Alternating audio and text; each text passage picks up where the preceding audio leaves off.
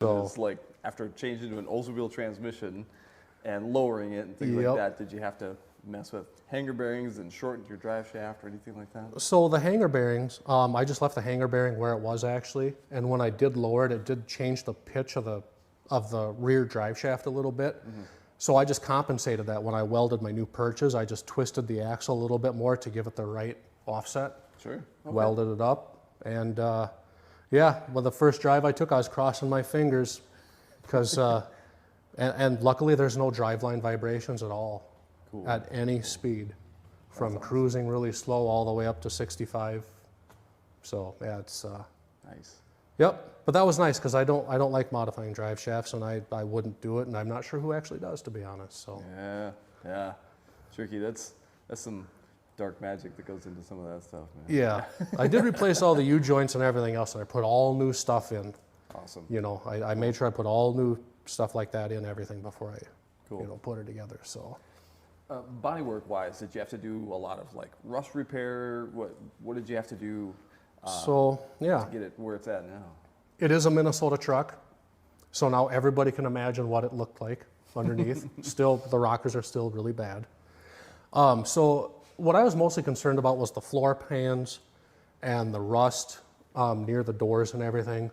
So what I did is I have a huge piece of steel at home, and I would actually make cardboard templates of everything I needed and bend the cardboard and everything, and then flatten it out, trace it. And I actually formed and bent all my own metal for the floor pans in there. Wow. And where I had to replace rust, so I was cutting everything out and welding in new. And all the metal yourself for your floor pans. Yep. And then the kids were helping you paint it. Correct, yep. That's so the kids jumped in there with some paint brushes, and I think I got a picture of that too. The kids were in there, and they were out riding their bikes and trikes and having fun like they usually do. Excuse me there.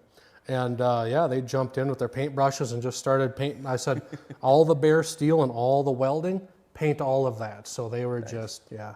That's very cool. Yep, one thing I didn't do was check with Mama Bear first to make sure that those clothes were okay to, you know. But it was fine. It was fine. So yeah, and I'm like, it's not going to matter because I'm going to put the insulation in there, the new carpeting in there. So, totally. You know, yeah. Making memories with the kids, and they have something invested in the project now. Right, exactly. Yep. That's super cool.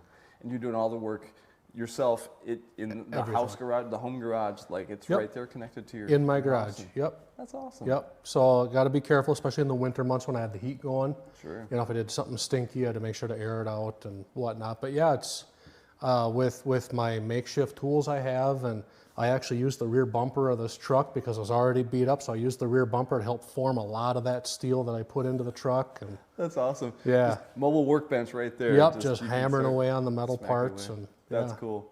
And so you have a welder at home, you have these things you know, available to you, and you can just do it. Yep, that's one of the reasons I bought a better welder, because I knew I was getting this project. And nice. Got a nice 220 Hobart welder, so yeah, it did everything. Does everything from the thin metal to the thick stuff for the frame, the C-notch, so. Very cool. Yep, I did it all myself. The only things I didn't do was the transmission, and I didn't do the rear end. Got it. Yep. Was it tough to fit an Oldsmobile engine into a older square body like this? It actually wasn't. It wasn't too bad at all. You know, this truck originally had a 454. Okay. You know, so to get the Oldsmobile in there wasn't too bad. I did have to end up making my own motor mounts because I couldn't find the hen's teeth motor mounts actually for an Oldsmobile to this truck because late 70s, early 80s, Chevrolet GMC actually did have Oldsmobile diesels in them. Sure, yeah. So those are the motor mounts I wanted because they would have bolted right to my frame, dropped the Oldsmobile in, been done. Can't find them. The 6.2 diesel, is that the one? Or is that even older than like the 350 diesel? Yep, 350 Oldsmobile diesel were in these trucks. Yep. Okay. Yep. And they're the same ones you can get in the GM cars from that era? Exactly. Okay. Like the old wagons, some of the cars had that. Yep. Yep. My uncle had one. Yeah. Okay. It was like right after the fuel crisis or whatever happened. Oh, and, you know, the politics of all that stuff. Yep. Yep. So yeah. Okay. So that's how I stuffed that engine in there, and it fit really nice. Cool.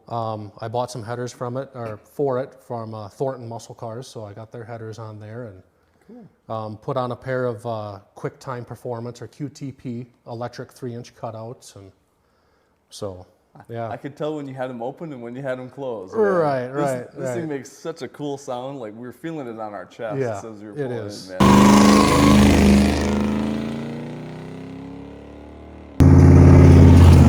Yep. Thing sounds great. I love that sound. You know, it is fun. It's loud, and you know, like Sunday driving with the kids. You know, if we're on our way to church and they start fighting and arguing, Dad just opens up the loud switch and drowns it all out. You know. And